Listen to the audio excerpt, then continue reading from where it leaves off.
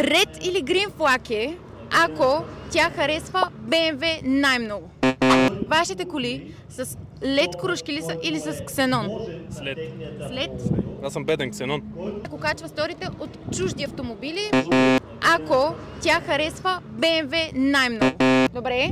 Ако има пари да си го позволи е за зелен флаг, но иначе е червен. Ако в бутут листа й има много различни автомобили. Ако качва сторита в чужди коли. Червен флаг, зелен флаг. Щом качва сторите, значи са кефи на колите. Червен или зелен флаг е, ако тя няма книжка и автомобил съответно. Няма значение.